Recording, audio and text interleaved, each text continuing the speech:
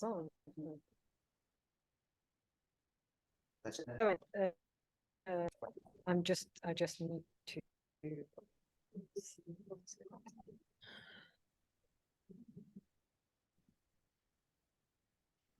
Can you hear him now?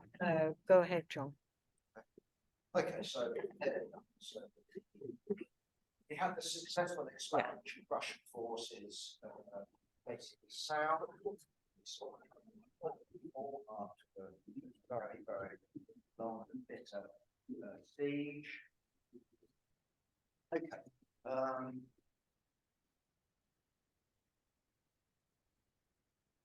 Late last year, we also then saw what was reported to be a spectacular Ukrainian advance, a spectacular Ukrainian counter-offensive.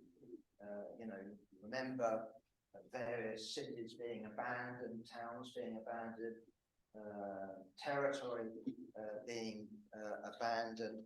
And, the Ukrainian forces then in the West got this reputation of fierce fighters, and they almost appeared to be on the verge of success. I didn't write that, by the way. I didn't go with that. But it's clear what actually happened. And what happened is that the Russian high command, although it was being slagged off, including internally, what it was doing is preparing not for the winter, not for all the autumn fighting or the spring fighting, the next summer's fighting. And what it was doing was retreating to defensible lines and digging, planting, preparing. In other words, although I sort of wrote myself about the possibility of winter fighting, not autumn or spring, I can't remember the Ukrainian or the Russian word, but it's called mud, glorious mud, where vehicles, tanks get completely bogged down, right? Tanks maybe move a bit, but you need to supply tanks with stuff called fuel, with ammunition, with stuff called food. If the troops don't get fed, if they don't get armed, if they don't get petrol, the tank comes to a grinding halt. And I've seen pictures, poor trucks, even on sort of paved roads. But a lot of these roads aren't paved, and the front line doesn't follow sort of neat routes along roads. So basically, what you have in Ukraine is the possibility of winter fighting when things freeze, but the extreme difficulty of autumn and spring fighting. Okay, so from autumn all the way through to spring, the Russian generals were ordering digging and planting mines. And I sort of woke up to that. I hadn't really thought about it in that sense, other than they retreated behind this big river, maybe moved to higher ground, that sort of stuff. Until it was the Financial Times and BBC, and I can't remember which publication in the United States, but they'd gone to, public source, public access, satellite images, not only of the front line, but the whole of Ukraine. And they were publishing satellite photographs, and I went, bloody hell. They were digging and planting and putting these dragon's teeth in, not only along the front line, right, but also in Crimea. And that's something, because if you look at the Ukrainian forces, I think they've now got a marine detachment. But they haven't got, a Black Sea Navy. It's not what you would call their natural option. In other words, if you take the Russian High Command, if anything, it was overbuilding. And, in my mind, maybe generals Putin knows some of the construction trade, but leave that one aside.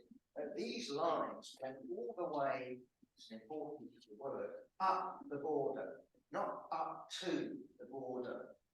Along the front line, and there you are, up, way around, all along the border. In other words, they weren't stupid, right?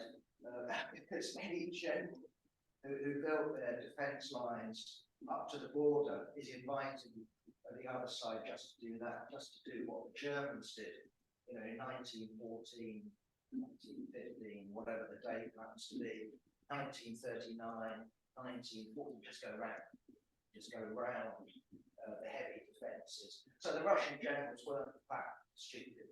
And what sort of lines were they digging? Well, again, I think we published photographs in the Weekly Worker of these dragons' teeth. They're about that big. These dragons' teeth, shaped like that, dug into the ground. These are meant to stop tanks. Well, try getting a tank through the row after the row after the row of these in front of them. You've got tank traps. What are tank traps? I don't know how deep they are, except deep and wide. Yeah, you can get a tank over it by putting some bridge over it. You can get through these dragons' teeth potentially, right? Then what do you get? Well, according to what we now read, the most intense concentration of mines. So okay, your tank gets there, boom, its wheels get blown off. You're going to send infantry. You have to send infantry, right? Okay, you send infantry to start clearing. But of course, what you've also got behind that is not only trenches where Russian forces are.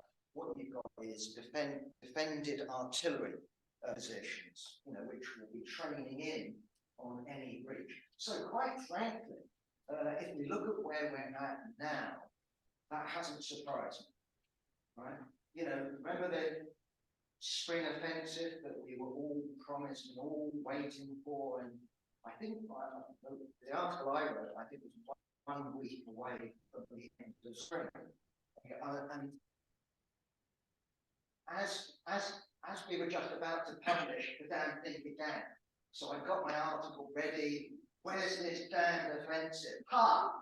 You know, spring is over. You know, Zelensky and his army, they're just pathetic. All of this Western aid, all of these tanks that are coming in, you know, Leopard 2s, Challenger 2, Abraham tanks from the United States, Bradley fighting vehicles, you name it. You know, refurbished T-72s, old Russian tanks, old Soviet tanks. It's come to nothing. And I, you know, was busily, you know, as the offensive was busily rewriting my article. I didn't quite, by the way, as I predicted. The spring offensive is here, but I think we had a headline along the lines of spring offensive begins with a whimper, right? What we could describe it in a different way, but the fact that it didn't break through, the fact that there wasn't, you know, big territorial gains, absolutely didn't surprise me whatsoever. Because of what I've just described, because the Russians have been choosing their ground, digging and planting. Now, the best story I've heard on that so far, I think, is from the British Ministry of Defence, who issue regular reports on the Ukraine war. And according to them, it's got nothing to do with these dragons' teeth, nothing to do with you know, tank traps and minefields, and also, you know, the Russians now have a habit, apparently, of letting the Ukrainian forces reach the first line of trenches, which they find, and they blow them up. No, it's got nothing to do with that. It's got nothing to do with the fighting capacity on the defence of Russian soldiers. It's all to do, apparently, with undergrowth, right? Because they haven't had harvests, apparently, you know, because of the war. So, you know, plants have grown. Damn Russians, you know, letting the tree, well, not a tree in a year, you know, bushes. You know, you would have thought, actually, that would actually favour the attacking side, because a defensive side wants clear ground. You know, there's the enemy, bang, you don't want the enemy hiding behind a bush, do you? Anyway, I'm just saying that we're in the realm now of excuses as opposed to explanation. And of course, what this poses, I would argue, on both sides, is the possibility of a stalemate war, right? Where you, in essence, have fixed lines and, okay, an occasional fighting season. In essence, and we saw in that sense, you know, Russia advanced into then sort of retreat. And so what we've had at least appearing again on the agenda, and I haven't got a clue in terms of what the result will be, but we have had suggestions for the first time, at least in a little while, of Ukraine conceding territory in return for peace, which includes NATO membership.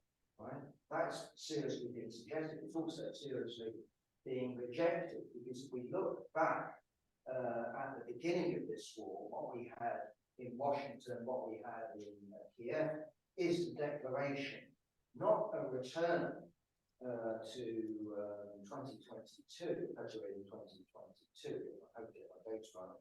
What we saw is all Ukrainian territory will be regained or conceded, and then we have talks with Moscow. That's been the dominant line.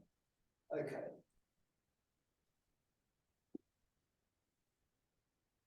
Okay, so again, just on the military side.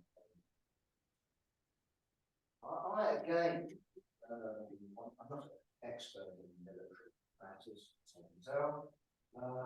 I was suspecting, you know, maybe because images of World War II, you know, roughly in that area, you know, there's steps.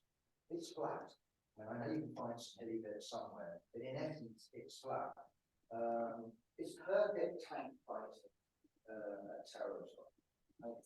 So I myself, at the beginning of this war, my head was going, okay, Ukraine hasn't got the tanks, but Russia has, and they will be using tanks. What we've seen, while there have been some instances, as I said at the beginning, and particular instances of Russia and Ukraine, we'll come to Ukraine maybe in a minute, using concentrated tanks to break through here or break through there.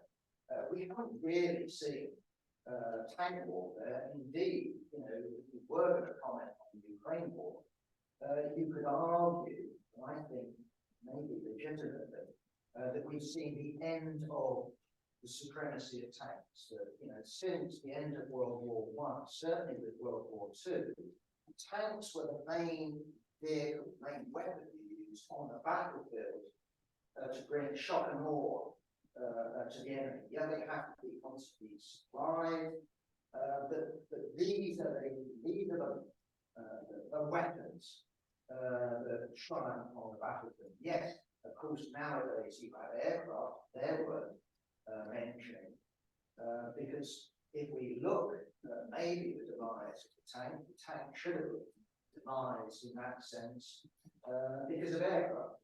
An aircraft just comes along and blasts a tank to pieces, but we've actually seen remarkably little in the way of conventional air warfare.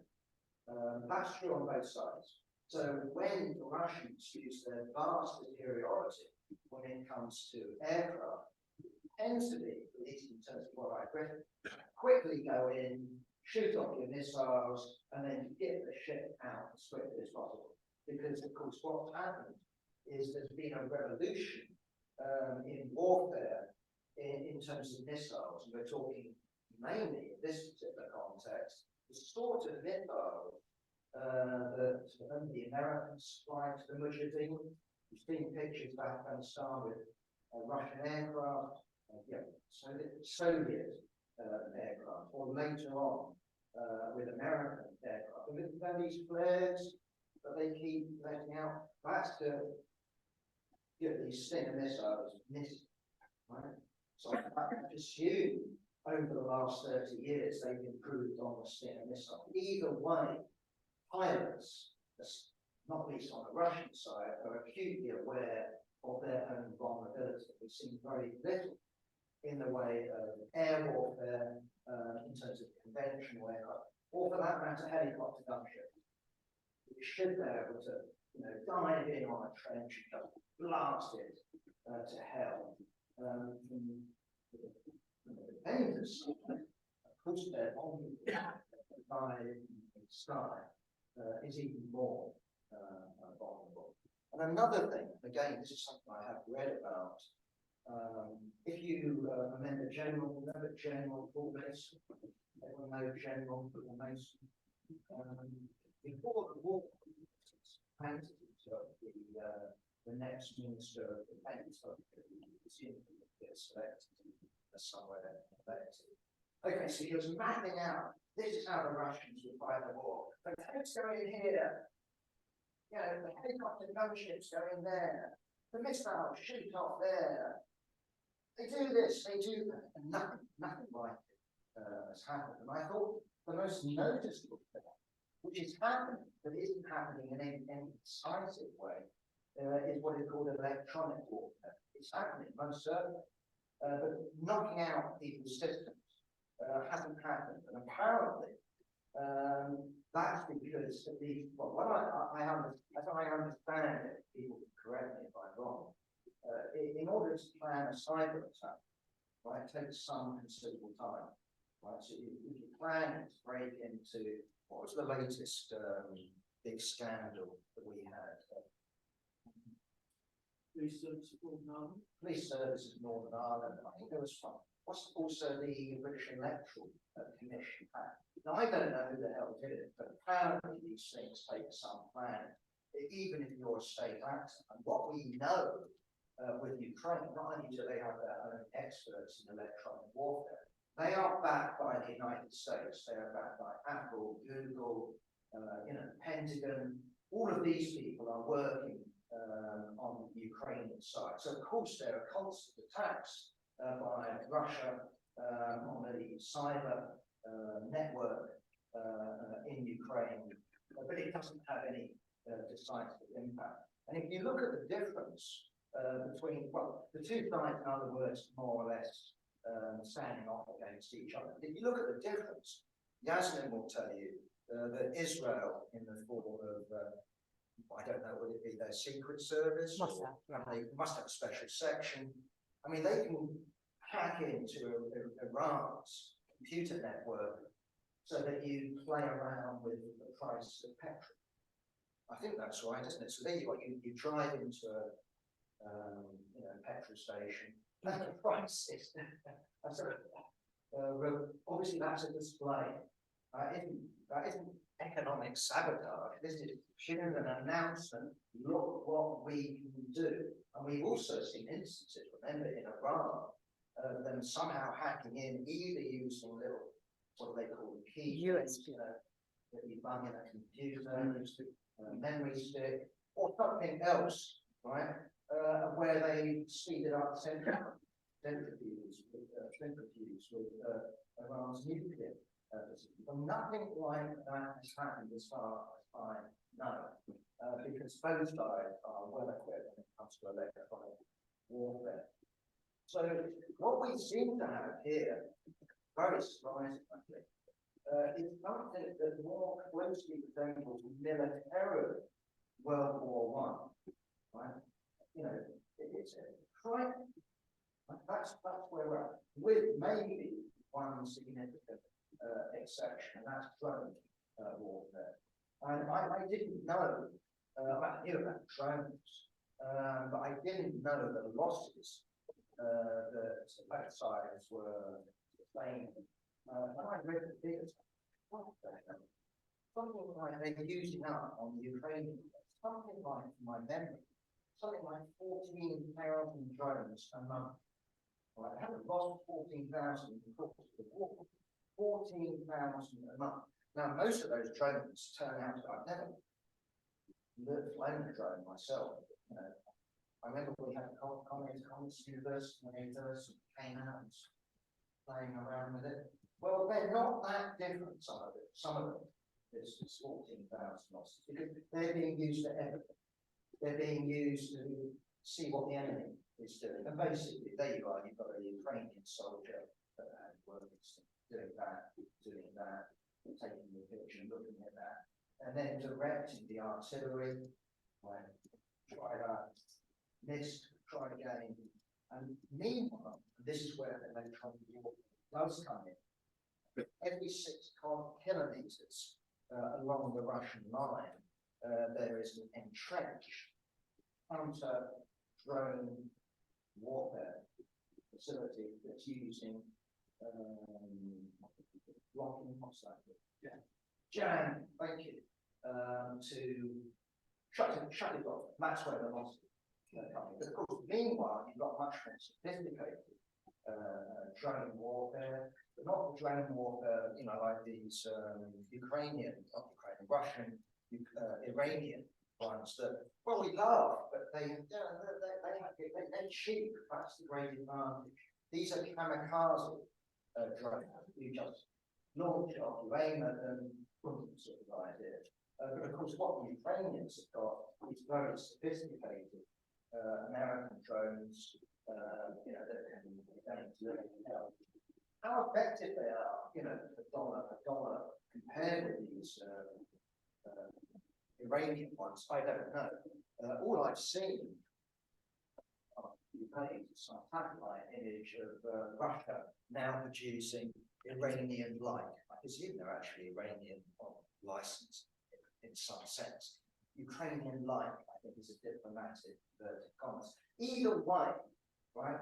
That to me is the only really significant difference between a World War I on the Western Front and what's going on in Ukraine. So you've got electronic warfare along the front line, and you've got drones.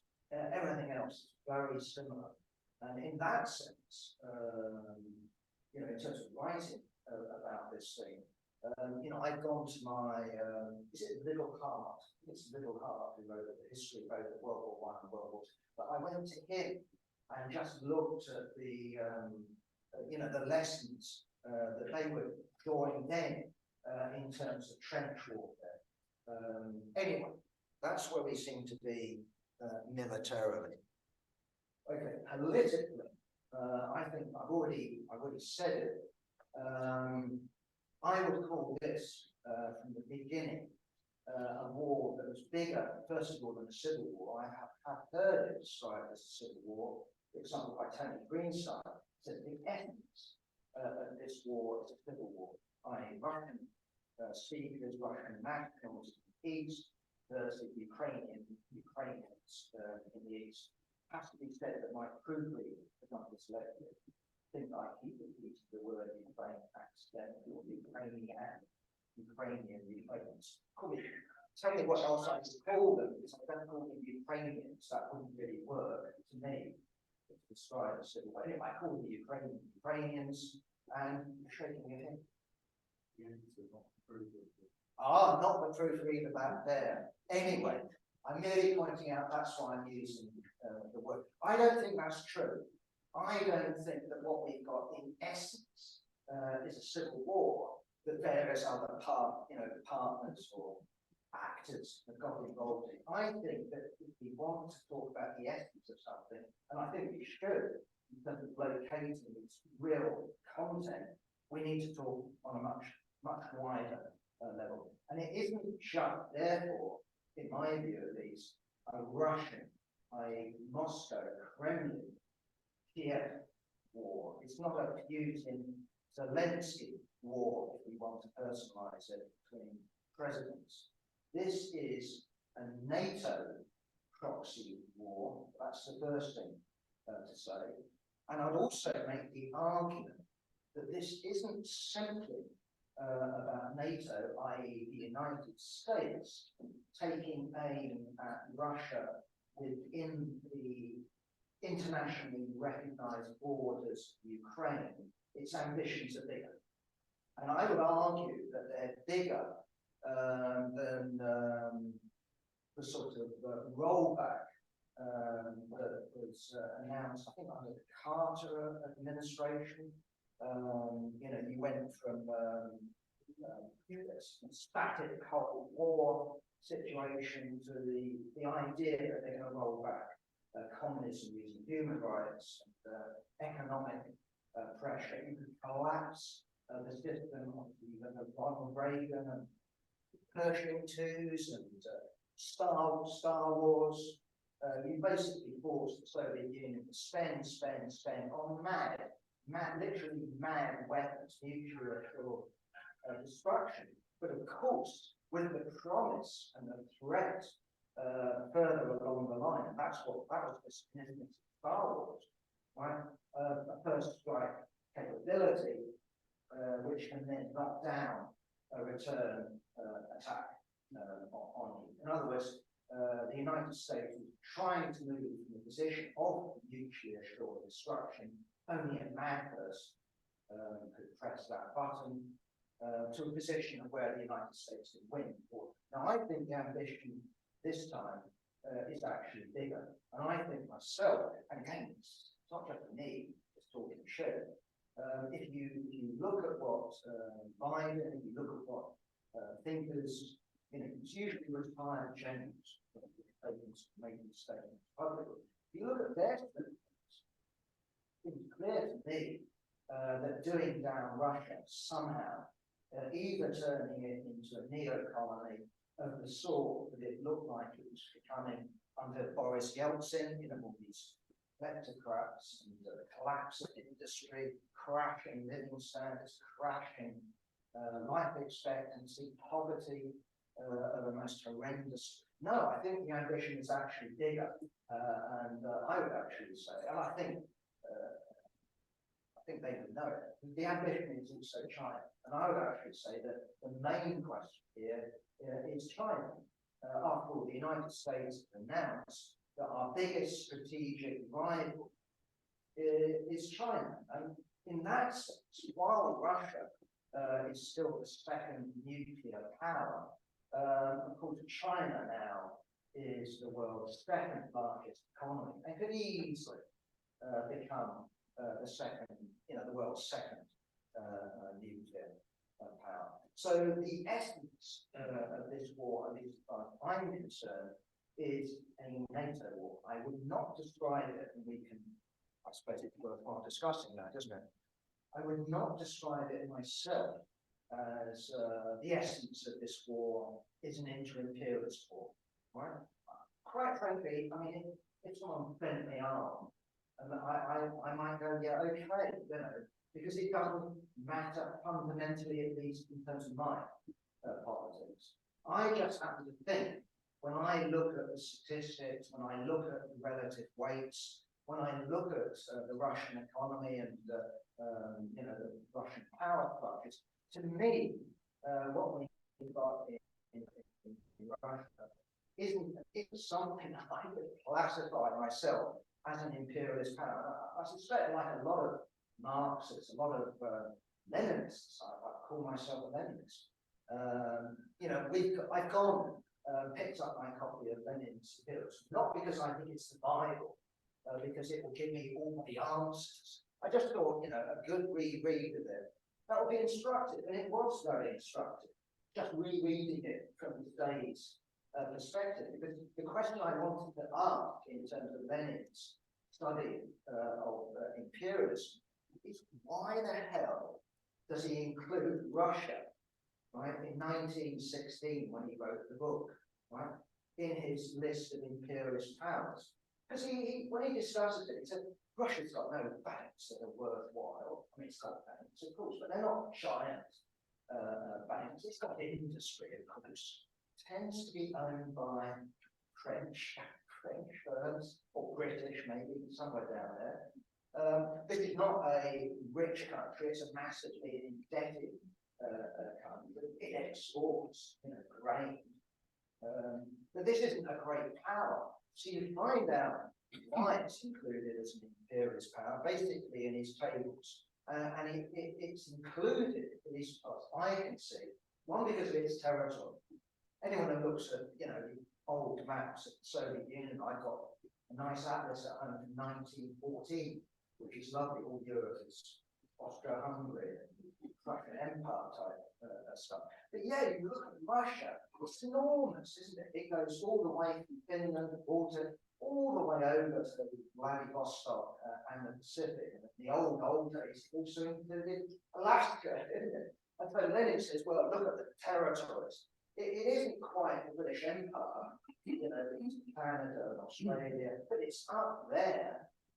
You know, it's really up there territory. And when it comes to oppressed people, it's also up there. It comes third, right? So not Great Russians, but White Russians, Little Russian, Baltics, Finnish, whatever. So the British Empire clearly is going to be at the top right. It's called India, the Raj. I don't know how many people were in India in those days, but if you said 350 million, you'd be getting, you know, sort of roughly there. So it's not, you know, it's not Aborigines, it's not, you know, Native Americans in Australia. Fundamentally, the British Empire is India. And we're talking about, of course, the Raj, which includes nowadays East, West Pakistan. I think it includes Burma a little bit, that's long. But anyway, it's India, the great Indian Empire. And then you've got France. And France is second in terms of oppressed peoples. But yeah, Russia is up there. But okay, so why did Lenin include it? Well, because what he was dealing with is World War I. Russia long been an important military power, and certainly in terms of my reading, I haven't finished my Boris Kabalitsky book. I think it really very well at the time it was this scientific point. But my understanding would be that after defeating Russia in the Crimean War, basically, you know, the imperial ambitions, the territorial ambitions of the Russian Empire no longer pushed south. They did a deal over what we now call Iran. It was a 50-50 deal, but basically the British Empire was safe after that. And what you saw in Russia was a sort of turning inwards, and it went in that sense from an expansive empire. This is my reading of Lenin. I could be wrong, Boris might correct me, but it went from being an expansive power to a power that was basically conservative. Certainly after the defeat of the Russian fleet by Japan, I think it sunk two Russian fleets in the Japanese-Russian war. 1904. Yeah, I'm asking, did it send two fleets? I think it sank two fleets. They sent two fleets. Anyway, the Japanese sent. And the Japanese, you know, at the time would be viewed widely by the welfare public as basically Eastern primitive. But it had been equipped by Britain, it had an industrial revolution, had a capitalist revolution from above, clearly ranked now as a serious military imperialist power. Long and short, anyway, is the reason why Lenin included it was because of territory, oppressed peoples, rather than the fact that you know, Tsarism represented something near the top of the pyramid in terms of the imperialist pecking order. It was there simply because of its size and the number of people, but it was very much a second power. So if one wants to, you know, include it, I'm not going to make a big argument about it, but I am not convinced, obviously for different reasons now. If we look at Russian capitalism, characteristically it takes the form of buying up Chelsea Football Club. Characteristically it takes the form of buying big bloody fuck-off houses in Highgate in London, or empty houses. Well, they're usually empty in Mayfair and Kensington. You can go there. You know, it'd be really interesting for someone to wander down there, say tonight, and what you'll find. I would have thought more or less every house, but certainly 1 in 2 will be dark. I'm not saying they're all Russians, by the way, but I am saying they buy up property.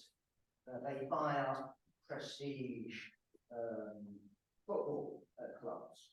They buy mad, crazy yachts.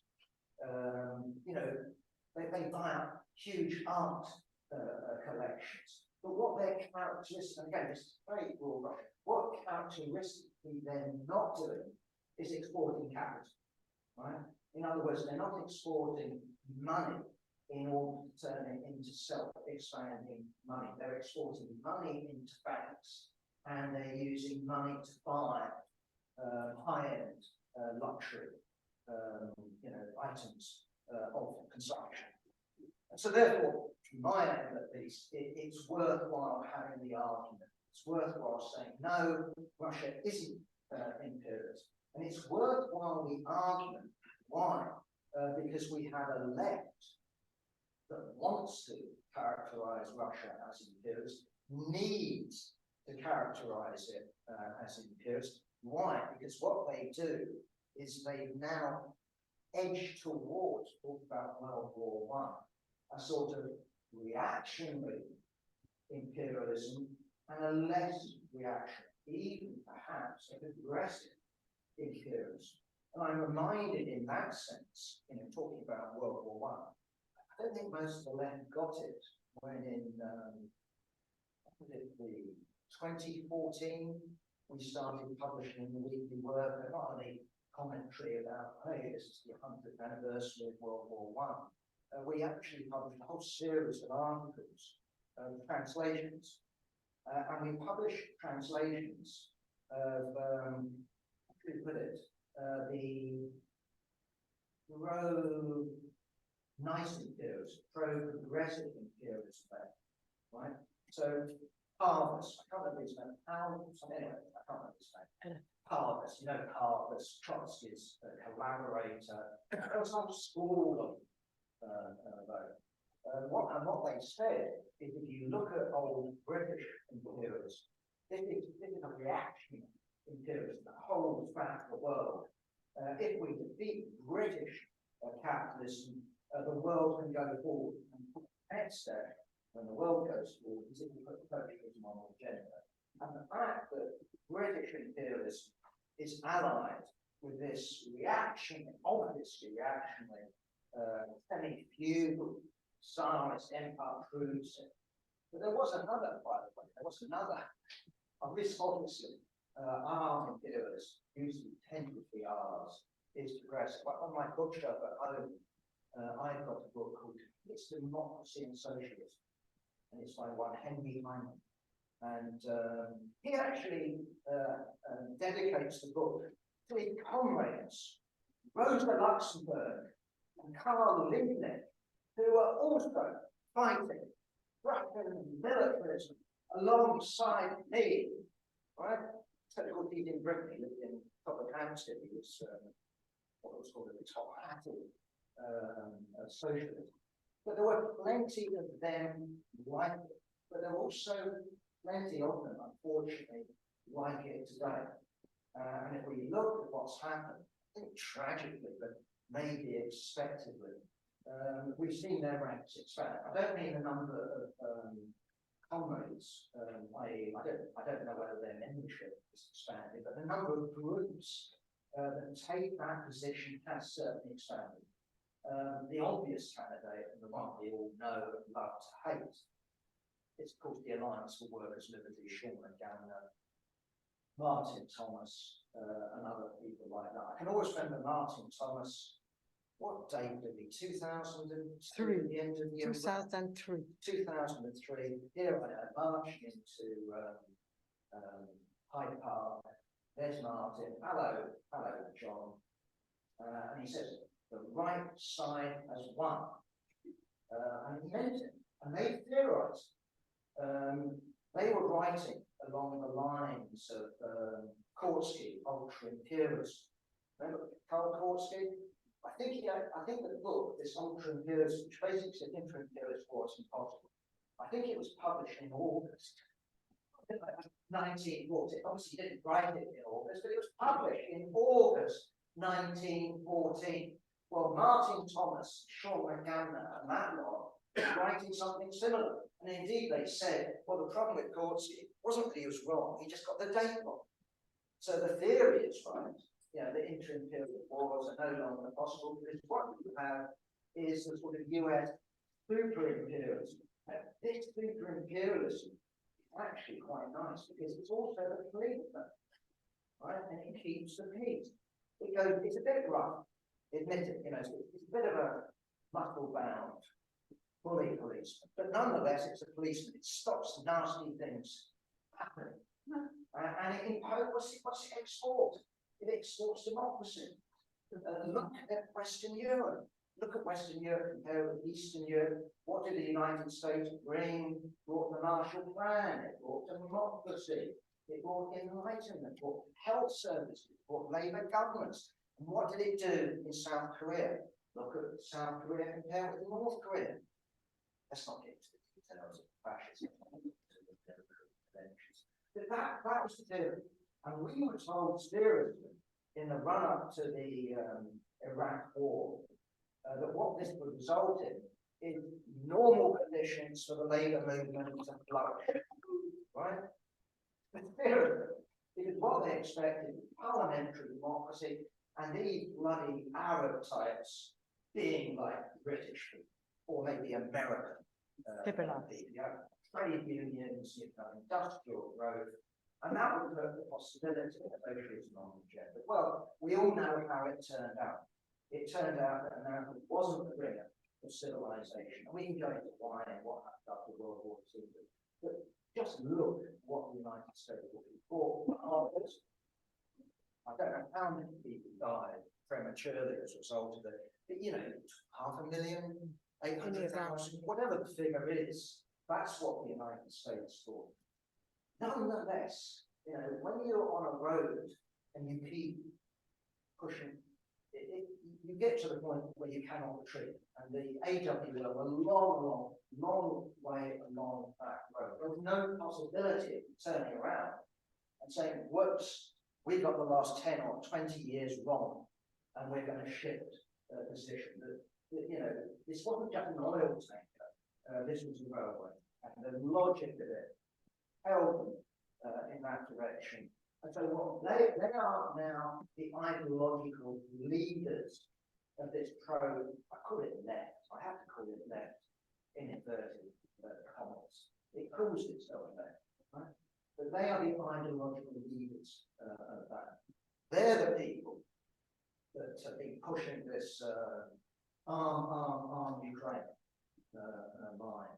They're the ones that have been complaining about the West not delivering the weapons that Ukraine needs in order to fight and win this war. Indeed, amongst that camp, you've actually got those that look at this Tory government and say, well, it's not really imposing vicious enough sanctions on these rusty types, because you can walk up Bond Street, for example, and see the wife of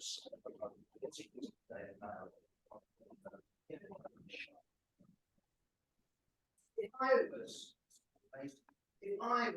government, if I was Minister of Defence, I'd supply them with the weapons, I'd clamp down on these ruskies, good and proper. Right, but what we've seen, and again you can see precursors to this, is others joining. Some comments here will remember that horrible experience. I know that Yasmin is sort of burnt on you, isn't it? Left Unity, right? God, we all remember. We remember blocking actually. Thank God. They saved themselves with Kate Hudson and Andrew Bergen against not the AWL, but against whatever they were called in those days. We called them resisting socialism. The Fourth International, Mandelites, because faced with Syria, what they said is, oh, well, we should be calling for the delivery of humanitarian airdrops, right? So someone can take up there and deliver starving people, all these nice things. And you go, comments, but what happens if the Syrian government or Russia objects to planes going over their territory without their permission? Presumably they send fighter aircraft up, or they aim their shoulder-launched missiles and they shoot it down. So what are you going to do about that? All these people, remember when the war started, going around following Steve Carr, just remember the placards, homemade no fly zone. It's like saying, you know, no warships. Well, the only way you can impose no fly zone is by making it your airspace, right? By stopping it at the other side. The only way you can make, you know, the Black Sea a Russian free zone is by shooting up all the Russian Navy in the Black Sea. It's not one. Anyway, my main point would be that what we've got is this, I would call it a social imperialist left. My understanding is that, I need to go and have a look at it, but that now includes workers' power, but the list is getting longer.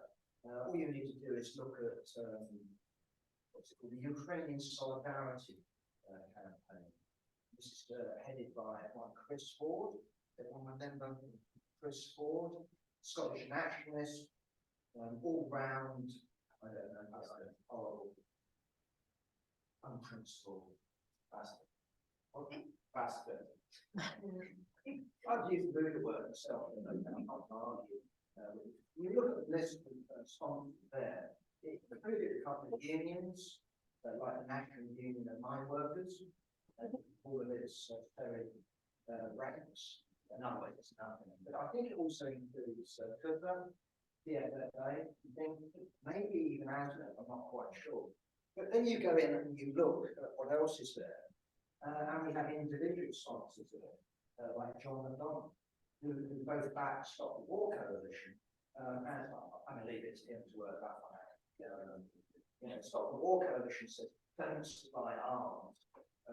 Ukrainian Solidarity Movement says do supply arms. Just wanted to tell you something about the origins of Chris Ford, by the way.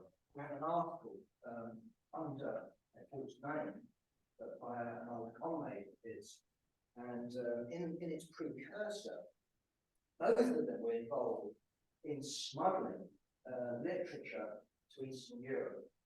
You might say it's a very worthy thing to do. The comrade who wrote the article thought it was worthy back then, but discovered subsequently that what he was CIA Jew, that the friendly Russian Bulgarian, whatever the hell guy that he was working with, actually, seriously, no questions, was a CIA agent. He denounced himself. He criticized himself and said, I was really foolish. Chris Ford, on the other hand, wrote to him after, because he recognized the information, where he knew who it was.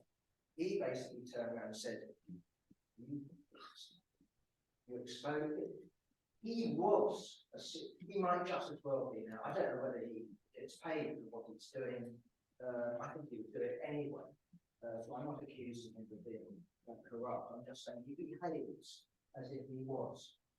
He is a direct agent of US, British imperialists, and some of them in the pro-imperialist, social imperialist left are conscious, I think, in terms of the role they're playing. Most, I'm sure, aren't. I'm sure they're not. Just wanted a quick note. I don't include the Labour Party, Keir Starmer, in that category. Maybe that's just me. I just view him as a straightforward capitalist politician.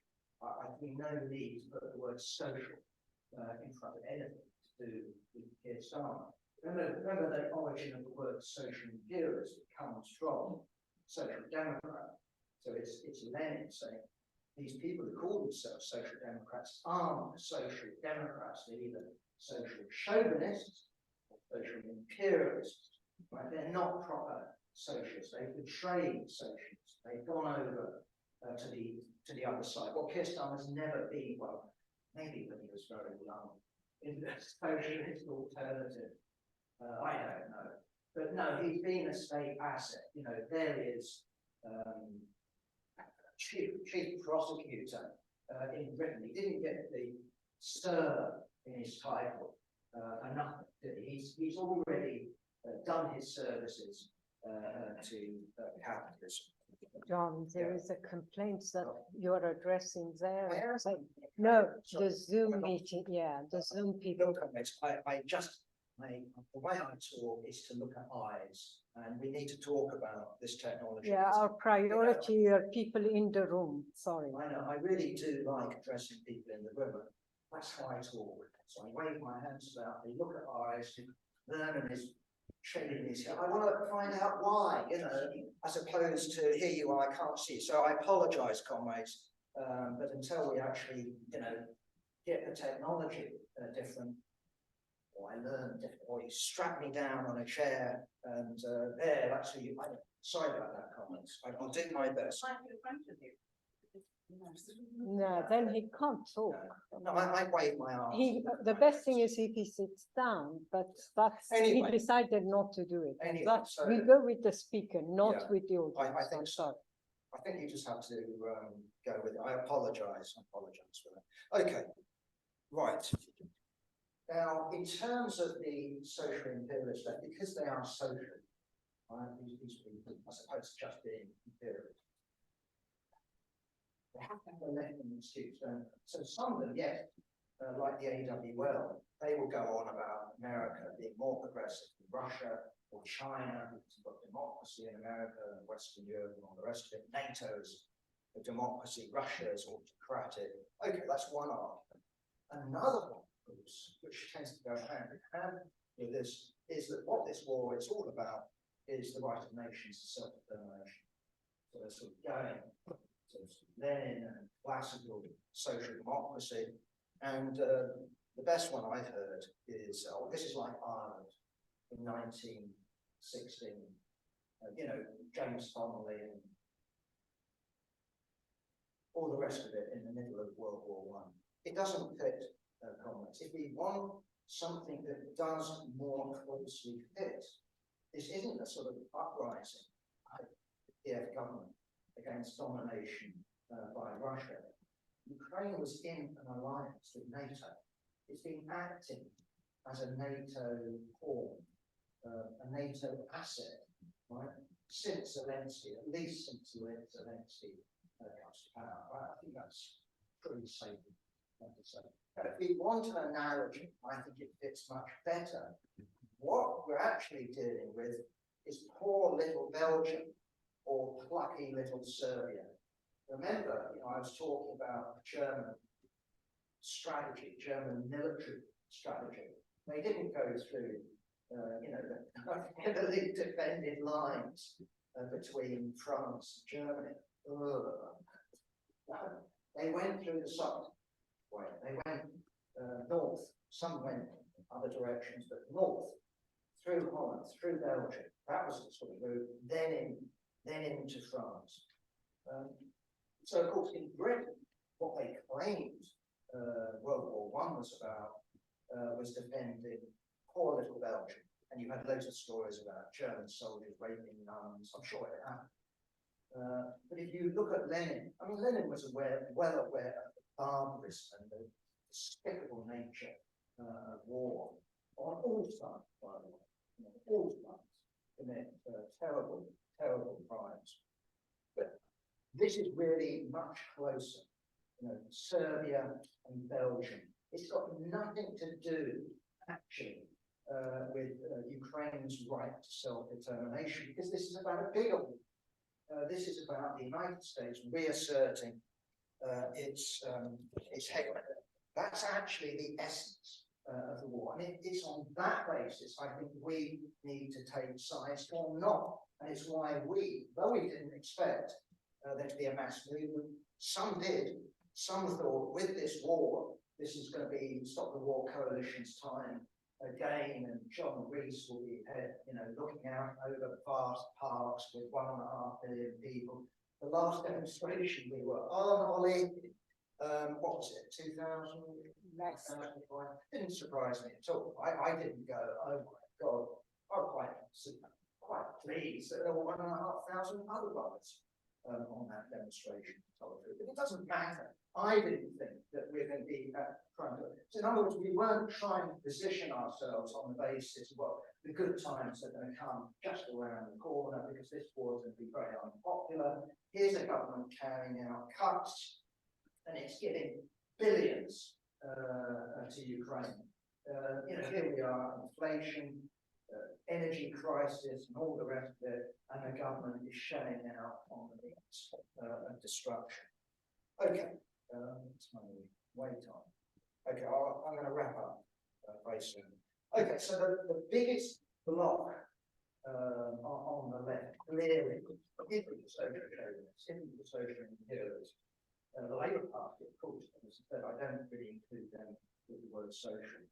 No, the biggest block that we have, and it covers an almighty lot of different shades, is what we would call, copying Lenin, is social pacifism.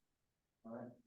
And what that is a belief that capitalism can be peaceful, that war is abnormal, and peace for capitalism is the norm. We would reject that idea. We would say capitalist peace, capitalist war, they're just two sides of the same coin. Because war follows peace, peace follows war. And the nature of capitalism, because, using an old Lenin thing, because it develops unevenly, right? It has the potential not only for diplomatic, commercial conflict, but ultimately military conflict built into the system itself, right? So what these comrades, I call them comrades, what these comrades are actually peddling is the lie that if you want peace, that you can get it under capitalism. And if only governments listen to Lindsay Sherman and Andrew Murray and John Rees, then we can live in a peaceful world. And that's what they say. If only they listen to sense. Well, it's not because they lack sense, it's because they're servants of a system that our masters are driven to war, and driven towards redivision and plunder of the rest of the world. Okay, lastly, I think we've got at least one representative here. Jerry? There's the pro-Kremlin left, and it's a very small, and it consists of, if you don't mind me saying so, Jerry, other than yourself, it consists of some right old funny lot, doesn't it? I saw the picture of the picket, or I'm not sure, outside the Ministry of War, opposite Downing Street, and there was our old friend, Mark Dermot. He was there with his North Korean flag. I told him when he came round to see us, I listened to him. He said, what do you think of Kim Il-jong and Jewish? I said, I think it's shit. Anyway, we had him. And who else was there, Joe? Oh, Bolshevik tendency. I don't know if they were there, but they are. Oh, that's interesting. I didn't see them there. So anyway, look, I'm not going to go into them. Newcomers, mild trends in the newcomers, but complete fruitcakes. If you read their paper, anyway. China. Who? China. China. Well, I mean, pro-China. Oh, maybe half of what I think sent a message. Anyway, my main point is, I think that the comments fundamentally mistaken, and I'm not going to just look at the organisations and turn into objects, but my rather human. No, I think they're mistaken because they insist, right, that because Russia isn't imperialist, therefore it's oppressed, and therefore you're obliged to support it. Obliged to stand outside the Ministry of Defence. You're obliged to stand outside Downing Street and go, down with this war. Now, I agree with them. Down with this war. We would prefer Ukraine and NATO to be defeated rather than sit victory. That's absolutely clear. Of course, our preference is Ukraine has to rise up, in Moscow. That's our action. But to me, the misconception is that actually, this distinction makes a vital difference. And the problem I have with this method, and if I'm wrong, I'll apologize for it, but I have heard comments about approach say that if you take, for example, Islamic State, ISIS, remember, it's got the word in it, state. What is a state? armed body of men that holds particular territories. Islamic State to me is fundamental, it's not internationally recognised. To me, doesn't mean that that is illegitimate. Ones that are internationally recognised as somehow legitimate. To me, right, what we actually need in the Ukraine war and in politics in general is independent working class politics, not a method that ties us to one capitalist side, one side of reaction, as opposed to another side of reaction. We know NATO, we know Britain, we know the United States are reactionary, are imperialist, they're the dominant powers, but I see no reason why we were obliged as some sort of automatic mathematical formula to therefore say whoever is attacked by them is somehow worthy of defence. I think that's a false method. Anyway, I want to come to an end. When will it end? It's conceivable, as we had the argument earlier in the week with the Conrad from the Netherlands, that this could turn out to be a Syria. You know, that doesn't look like that's going to blow up into World War III at the moment. You know, the Syrian government seems to be more in control, countries divided. Okay, so maybe things come to a stalemate.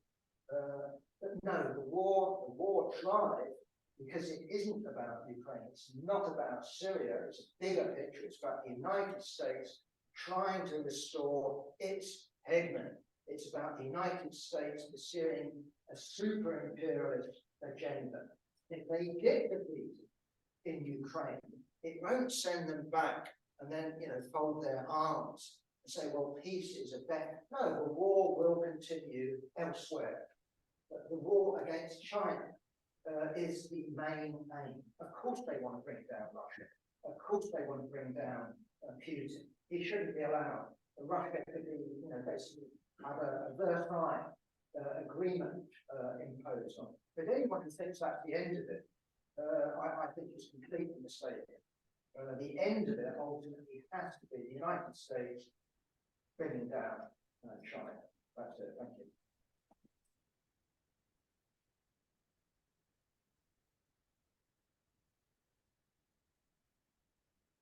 Right, can I just finish closing this?